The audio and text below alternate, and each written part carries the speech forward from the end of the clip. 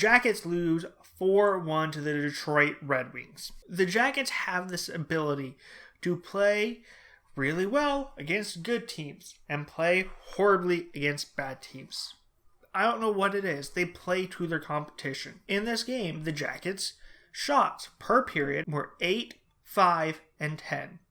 Not the best, but you're not going to shoot the lights out every night. That's 23 shots. It should be better, but hey, you have an off night. It happened. The Red Wings were 13, 18, and 14 for 45 shots. If you have 23, they should have like 30 max. You have to keep it close. And when it's not kept close, the Red Wings get advantage. They have spent a lot of time in the offensive zone.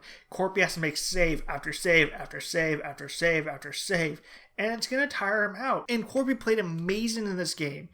Anybody that's playing the blame on Korpi did not watch the game, has no idea what they're talking about. It was not Korpi's fault. I think the two best players for the Jackets was Korpi and Elvis. That's a bad sign. None of the forwards had anything going. None of the defense had anything going.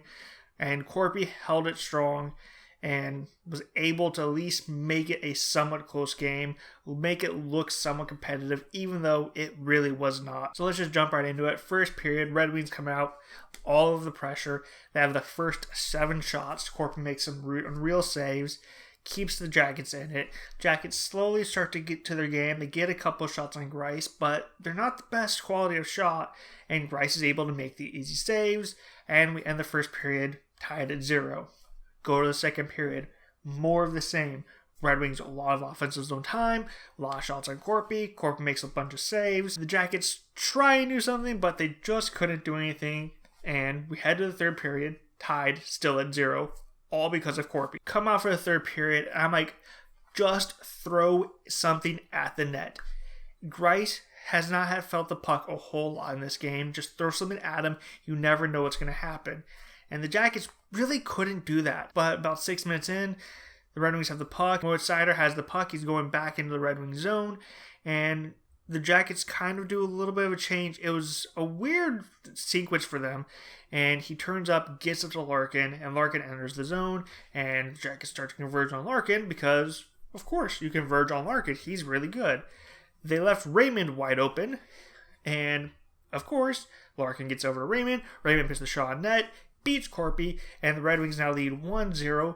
Raymond's first career NHL goal. And that is why I am glad Nashville beats Seattle. This just proves that the Jackets love to give people their first goal, first win, first shutout, whatever milestone is out there. The Jackets love to give it to teams, and they gave Lucas Raymond his first NHL goal. It's not going to be his last, but his first one comes against the Jackets. A couple minutes later, Jackets in their offensive zone, and Crowley's at the point covering for Gavrikov.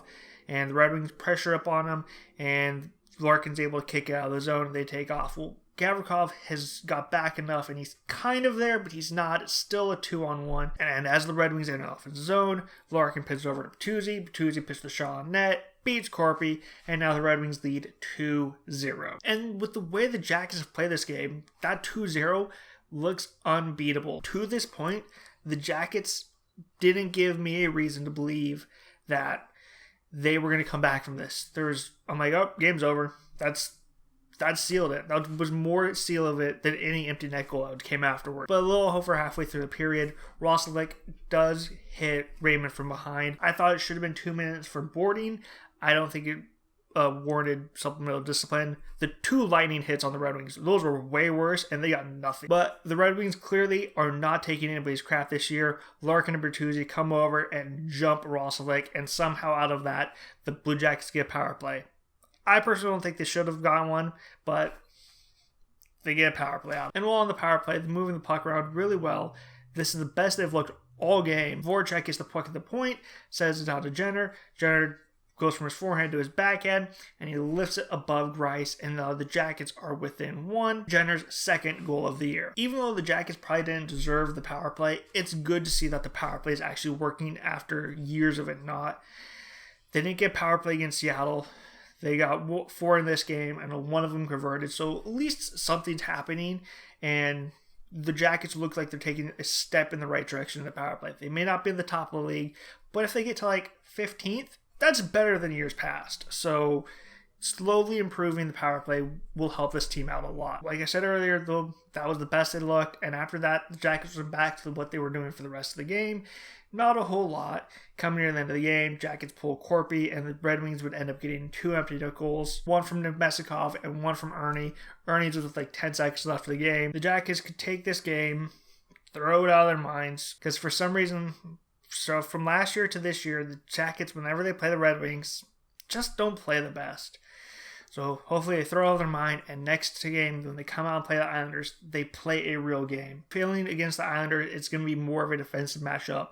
They're going to smother the Jackets, and the Jackets, I have a feeling, will play up to the Islanders, the team that's made it to the Eastern Conference Finals the past 2 years. I use quotation on that because it wasn't the Eastern Conference Finals last year.